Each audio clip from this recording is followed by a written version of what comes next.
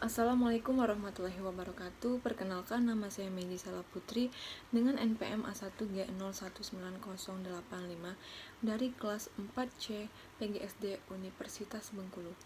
Jadi, di video kali ini saya akan menyelesaikan salah satu tugas mata kuliah saya, yaitu konsep dasar fisika dan IPA tentang listrik magnet, elektromagnetik, dan rangkaian elektromagnetik.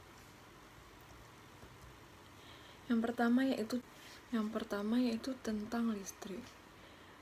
Adapun sejarah listrik dibagi menjadi dua bagian. Adapun yang pertama yaitu tentang listrik.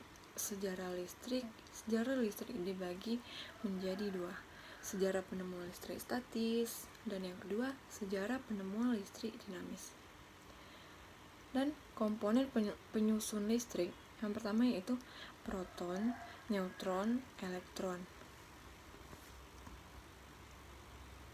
Jenis-jenis listrik dibagi menjadi dua. Yang pertama, listrik statis atau biasa listrik ini yang digosokkan, terdapat di dalam hukum Coulomb. Dan yang kedua, listrik dinamis atau biasa listrik ini bisa diinduksikan, yang terdapat di dalam hukum Ohm, hukum Kirchhoff 1, hukum Kirchhoff 2, rangkaian seri, rangkaian paralel, rangkaian campuran, dan hambatan pengganti. Sumber energi listrik dibagi menjadi 10. Yang pertama yaitu nuklir, dan yang kedua minyak, yang ketiga energi gelombang, keempat angin, yang kelima batu bara, yang keenam hidroelektrik, yang ketujuh panas bumi, dan yang ke-8 tenaga surya, yang ke-9 energi pasang surut, dan yang ke-10 yaitu biomasa. Yang kedua kita akan membahas tentang kemagnetan. Pengertian magnet. Kata magnet ini diambil dari Magnesia, nama suatu daerah di Asia Kecil, yaitu tempat orang-orang Yunani menemukan sifat magnet yang terdapat dalam batuan-batuan dan mempunyai sifat dapat menarik logam. Diperkirakan orang Cina adalah orang yang pertama kali memanfaatkan batu tersebut sebagai kompas atau penunjuk arah, baik di darat maupun di laut. Jenis-jenis magnet terbagi menjadi dua.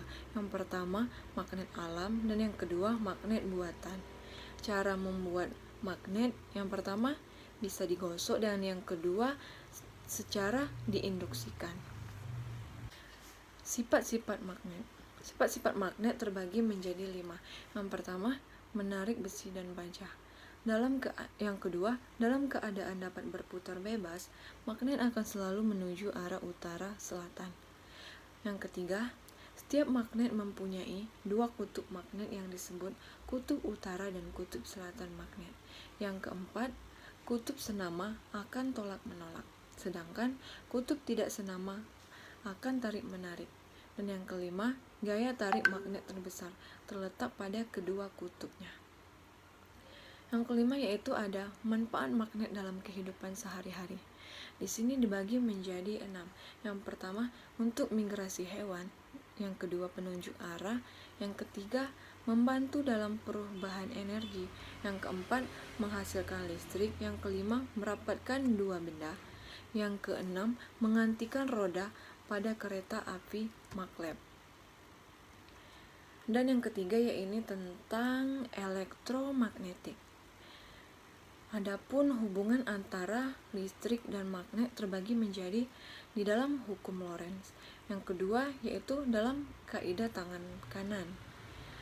Ada yang kedua, pemanfaatan elektromagnetik dalam kehidupan sehari-hari. Di sini ada berupa yang pertama yaitu generator, dan yang kedua trafo atau transformator. Yang keempat, kita akan membahas tentang rangkaian elektromagnetik. Di dalam rangkaian elektromagnetik ini, yang pertama komponen elektronika. Komponen elektronika adalah alat-alat pendukung suatu rangkaian listrik agar dapat bekerja sesuai dengan kegunaannya.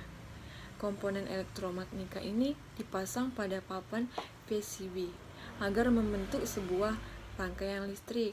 komponen elektronika beserta simbol dan fungsinya disertakan juga. Yang pertama, komponen aktif. Komponen aktif ini terbagi menjadi 3 bagian.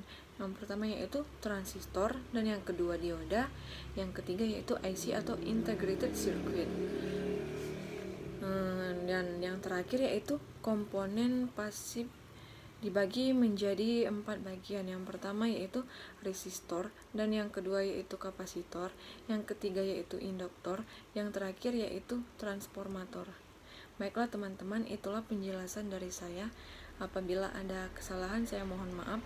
Wassalamualaikum warahmatullahi wabarakatuh.